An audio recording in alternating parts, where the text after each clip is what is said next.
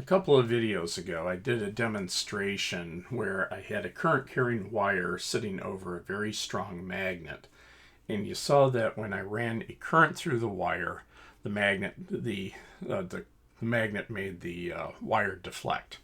I'd like to go back and revisit that and think about how to quantify that force.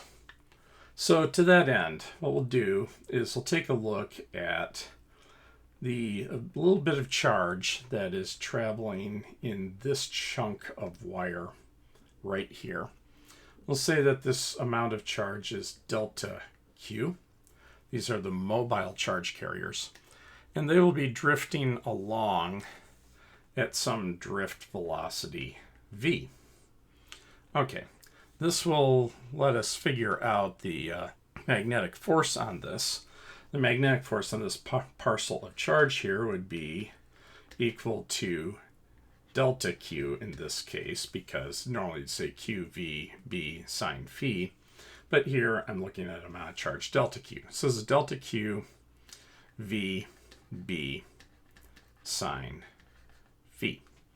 And the direction of the magnetic force will be given by the right-hand rule. So in this case here, since I'm already saying that we're going to be having a conventional current flowing to the right, I'm treating this as positive charge carriers moving to the right.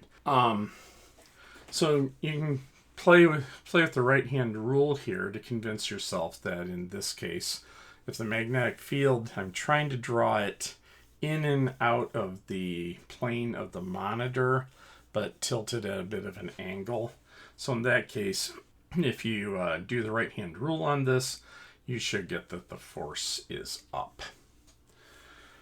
All right, so that's the direction I'll be given by the right-hand rule. Now, the trick I can do here to try to relate this to the current is, if you remember, our idea of how to measure current is we just imagine standing off to one side here, like let's say this is me right here, and I run a stopwatch for some amount of time delta t and I count how many charges go by, and that's how we find our current.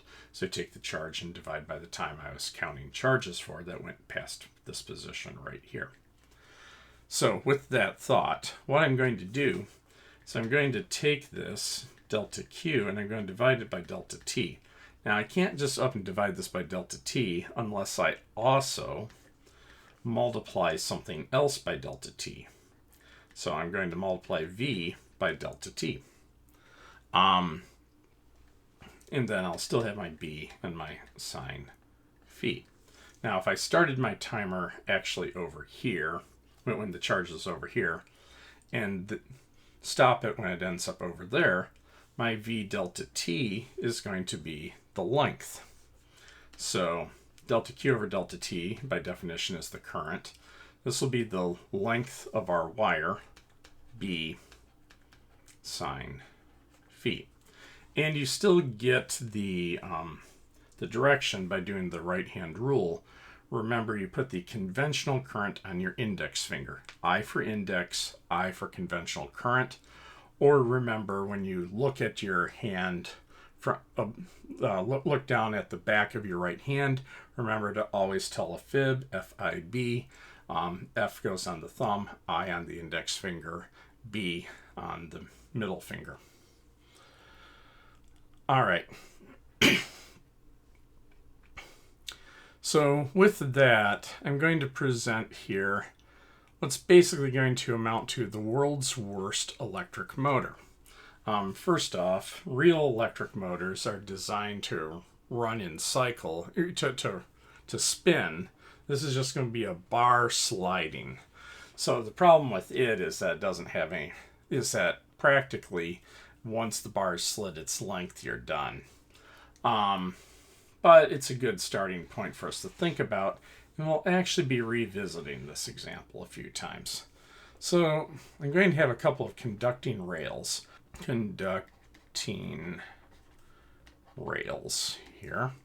So there's one conducting rail. There's another conducting rail, like so. And then I'm going to go ahead and hook between them just some sort of a load resistor and a battery. And the load resistor is just to help us keep from having a short circuit. Now, sitting on top of our conducting rails is going to be a conducting bar. And this bar is free to slide along the rails.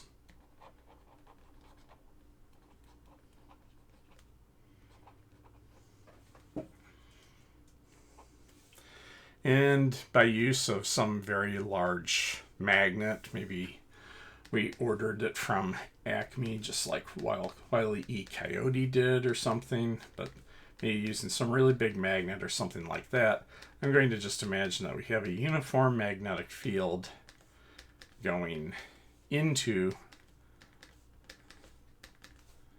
the screen, like so. And we'll give these all numbers in a moment, but right now I just want to kind of set this up conceptually. So, since this is the positive terminal of my battery, this means that I will be driving a current like so, and because this is a conductive pathway, through the bar like so, I will be running a current down, like that. So, what I want you to do is, just for a moment, pause the video and do the right-hand rule to figure out which way this bar is going to be feeling a magnetic force. Okay, so what you should have done here is point your index finger down, and then rotate your hand, keeping your index finger pointing down until the field fingers of your right hand point into the screen. And then you would see that your thumb, which is going to be your magnetic force, points to the right. Okay, so now let's go ahead and extend this problem out a bit. Let's say that the separation between the rails, which will be the length of the bar that matters, because it'll be the length that carries the current, is 0.5 meters, like so. Let's say that initially my bar is moving at a speed of 0. Let's say we let this whole thing move along, so it'll uniformly accelerate because the magnitude of the magnetic force won't change. Let's go ahead and say that our magnetic field strength is 0.1 Tesla. Let's say the mass of my bar here is 2 kilograms. What I would like to know is what is the final speed of my bar after we have traveled a distance delta x equals 1 meter. All right, so when you look at something like this, remember the strategy for solving more complicated physics problems, and this is going to be a two-parter here, is to always think backwards and then solve forwards. So in the think backwards part of the process here, you would look at this and say, gee, this is almost a kinematics problem. And so you would go ahead and say that the problem here is that you don't have time and you also don't have acceleration. So then you say, how could I get acceleration? Oh, wait, I've got enough information to figure out the magnetic force. I know the mass. Newton's second law will give me the acceleration. So let's go ahead and set up the kinematics part of it. We'll use missing t. So the kinematics equation that does not have time in it. So v final squared equals v initial squared. V initial is 0 plus 2a delta x. So I can already rearrange this to get that v final will be root 2a delta x, and we hold that thought. Now, as far as the acceleration goes, we can use Newton's second law and say that the acceleration will be the net force over the mass. Well, we only have one force. It's the magnetic force. So this will be ILB sine. Now, the angle that's going to count is the angle between the current, which is in the plane of the screen, and the magnetic field, which is going in and out of the screen. That's a 90-degree angle. So this will be sine of 90 degrees, and then we divide by the mass. Our small favor here is the sine of 90 is 1. So I can then take this expression and stick it in for my acceleration. So when I do that, I'm going to get that V final is the square root of 2ILB delta x over m. So this is the square root of 2 times 1 amp times half a meter times 0.1 Tesla times 1 meter over 2 kilograms. Now you should go and convince yourself that the units do indeed work out to give you meters per second. And after 1 meter, the sun will be traveling at a whole whopping 22.4 centimeters per second, or 0.224 meters per second. So not a very exciting linear motor, but it is a potential application. Okay. Another good application here will be to visit the previous definition of the ampere. So this is the pre-2019 definition of the ampere.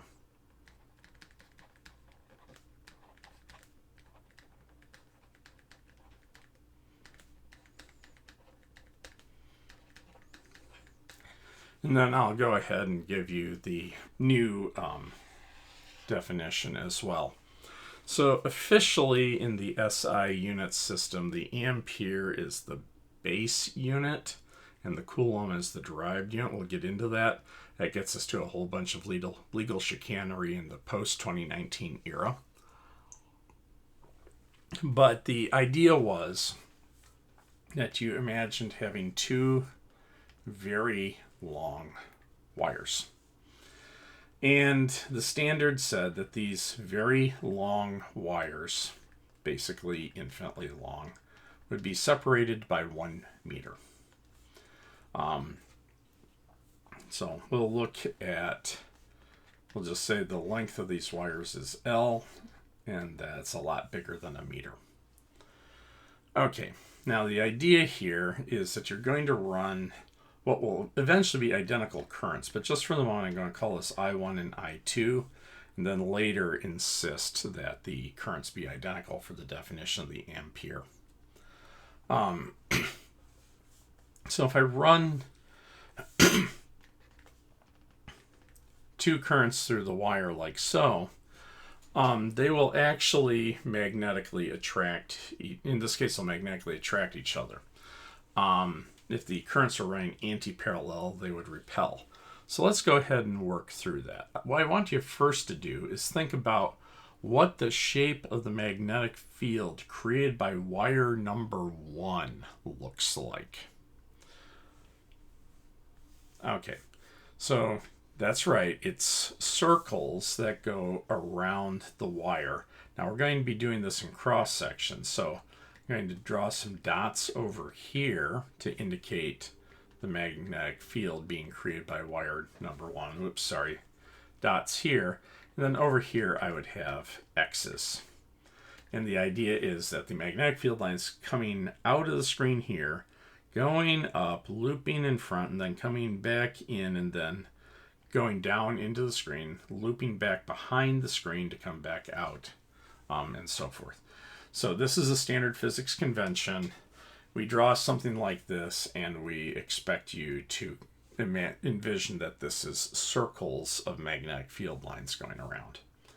And let me draw some more just to get a little further along. So there would be another set of them, and that would be the matching X's. And again, these would be circles going around like this. And then let's do it one more time.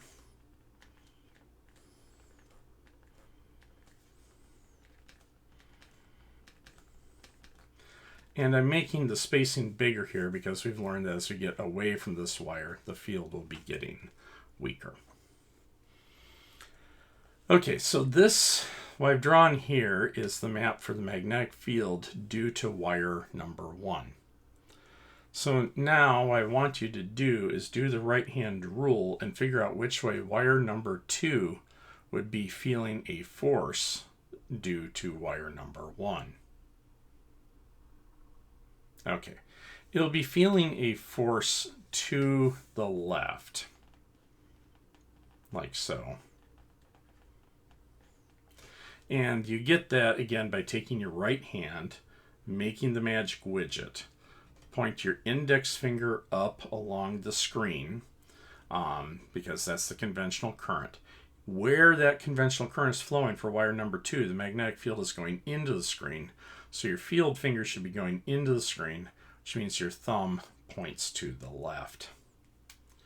Now, to get the direction that wire number 1 would be feeling the magnetic force due to wire number 2, the easiest way to do this is to appeal to Newton's third law of motion and recognize that this has to be an action-reaction pair or a third law pair.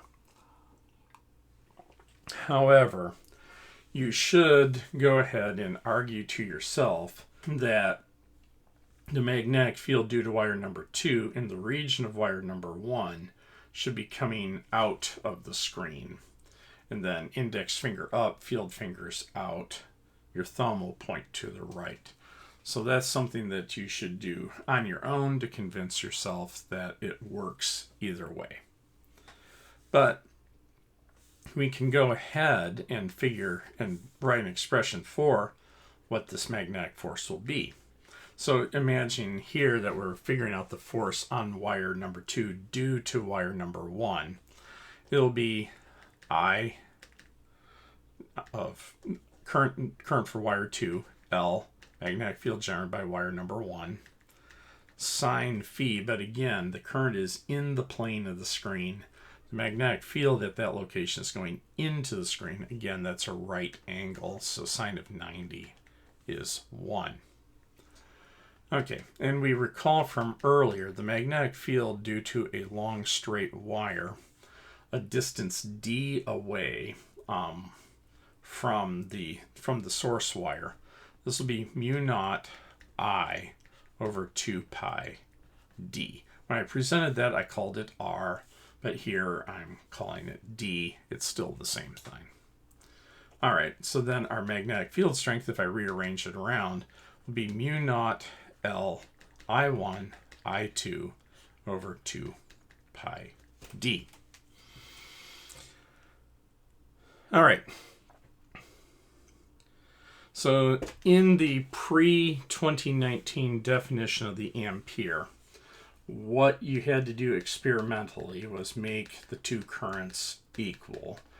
This can be done by cleverly wiring your setup up and tuning it so that, so I'll just say such that, so you adjust the current until the force per unit length, so we divide this by the L here, between the wires would be, and so there'll be mu naught, and since the I's are the same, there'll be I squared over 2 pi d, where d here is 1 meter, would be 2 times 10 to the negative 7 newtons per meter.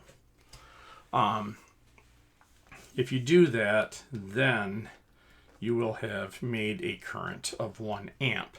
And that was the old definition. So we'll say by definition, that was 1 amp. Then, believe it or not, the coulomb was actually a derived unit. Even though you would think it's more fundamental, and it is more fundamental, technically trying to put that many charges together in one place and counting them reliably was hard. So the coulomb was actually defined to be 1 amp. The charge that flowed by some location in a 1 amp current for 1 second. So 1 amp times 1 second was a coulomb, and that was the official definition. So now the current definition of the ampere, no pun intended. So by this I mean the post 2019 SI reform, is that the fundamental quantum of electric charge, that's not called the charge on the electron because in physics all constants are positive numbers and the charge on the electron is minus E. So officially this is the fundamental quantum of electric charge, is defined to be exactly 1.602176634 times 10 to the negative 19 ampere seconds. Yes. And officially, this defines the ampere by setting the fundamental quantum of charge equal to that. And so officially, the coulomb is still the derived unit as being 1 amp times 1 second. That's what it is officially, but that's just a whole lot of legal chicanery. Really, we've now made the coulomb the base unit and said an amp is a coulomb per second. But to maintain historic back compatibility, since the amp was the base unit officially back in the day, the people at the International Bureau of Weights and Measures decided that it was still best to maintain back compatibility of definition. All right, so one more application I would like to explore would be the torque on a magnetic dipole, or in other words, just a loop of current.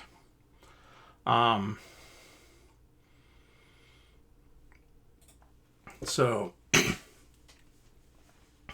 here, what I'm going to imagine is that so I'm drawing this edge on.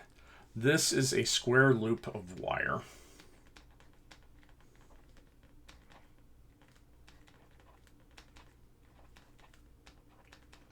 I'm looking at edge on.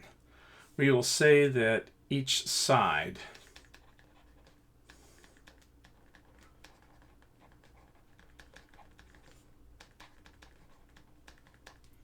is of length L.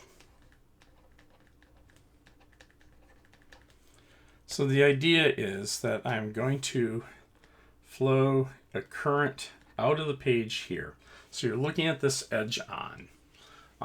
So you got windings of wires coming, or got a loop of wire that's coming out of the screen. The current is flowing out of the screen. Then it's going to flow down this bit of the loop. It's going to flow into the screen. Then it's going to flow back on a matching wire behind the screen, up like that, to make a square. Okay. Now, you should convince yourself by doing the hitchhiker rule that this is going to be trying to make its own magnetic field that is going to be pointing up and to the right like that. I'm going to label this the magnetic moment, but I'm not going to get too fussy about that. So if we were imagining that this is a compass needle, this would basically be the north end of the compass needle. That would be the south end of the compass needle.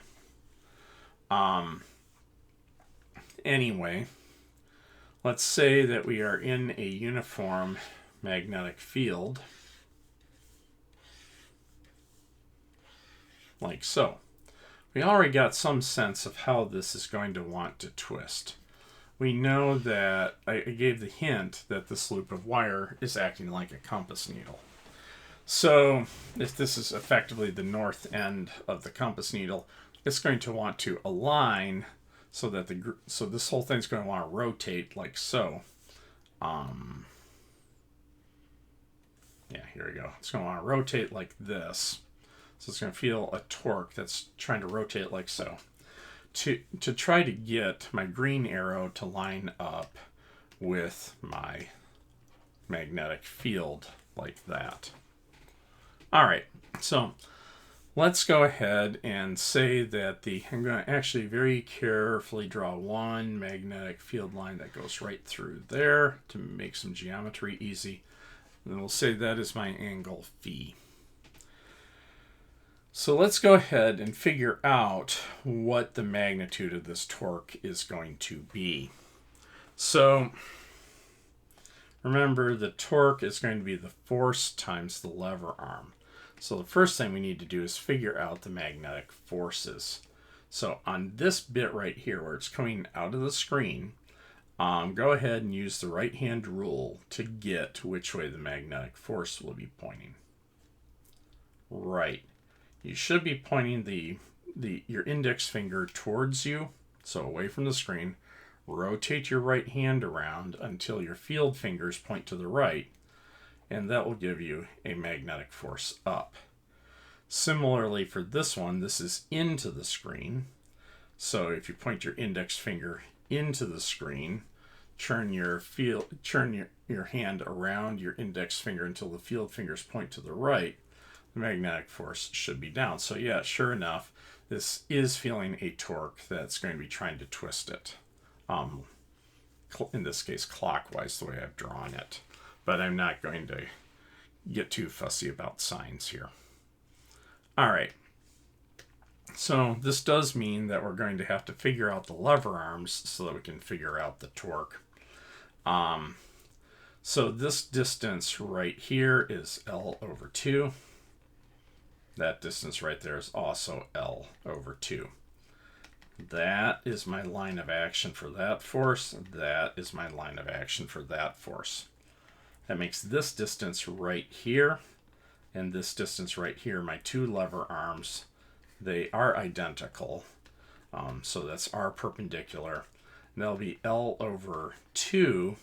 And this angle, this angle here is congruent to that angle there. So that's also phi. So this will be L over 2 sine phi after you do your SOHCAHTOA action.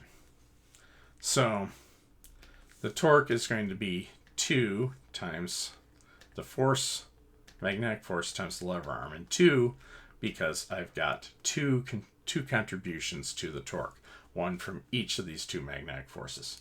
There are also magnetic forces acting on the bits of the coil that are parallel to the screen. However, they're pointing in and out of the screen, and so they don't try to twist it.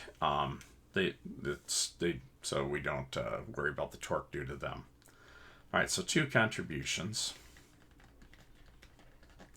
And so the magnetic force will be ILB.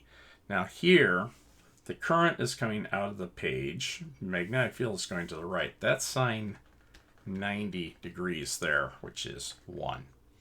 My lever arm is L over 2 times my sine phi there.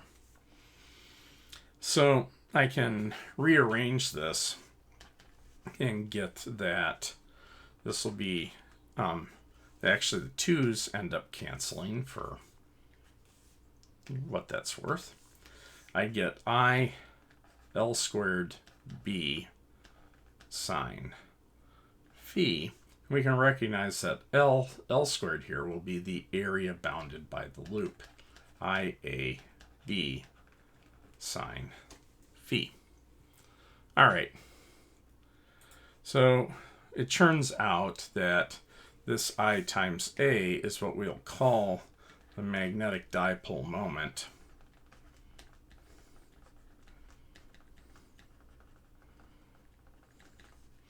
And that I gave that the symbol mu, but I'm not going to make a big deal about that symbol in this treatment here. All right, so what we get is that if my magnetic moment is perpendicular, so in other words, if my loop is aligned with the magnetic field, that would make my lever arms the biggest. That would make my torques the biggest. As we rotate, what will happen is the torque will decrease because my lever arms will go down. Now what will happen is if this is free to spin, it'll overshoot and then I'll start feeling a torque the opposite way and it'll oscillate back and forth. If there's some damping, it'll eventually settle in until the coil is aligned like this and my magnetic moment green arrow is pointing like that. Now, a trick you can do is, if you are clever with how you wire things up, and it's not that hard to do, you can make it so that at the exact instant the magnetic moment is aligned with the magnetic field. In other words, basically this is the north end of the compass needle, that's the south end of the compass needle. The instant that the compass needle of our loop, if you will, is aligned with the magnetic field, you reverse the direction that the current flows through. This can be done with a thing called a split ring commutator, which frankly the hardest part about it is its name. Anyway, you can reverse the current, and in so doing, what you will have done is you will then, instead of, as it continues to roll on by, just because it had some angular momentum, you've now reversed the direction of the torque, and you'll keep flipping it around. And then the instant it aligns again, you flip the current, and so forth. And that is how a DC motor works. AC motors are a similar idea, except that the current gets reversed by relying on the fact that the current coming from the wall is oscillating back and forth at 60 times a second in most of the New World and 50 times a second in most of the Old World, and you design the motor around that. All right, so in the next video, we'll spend a bit of time talking about atomic magnetism. Catch you over there.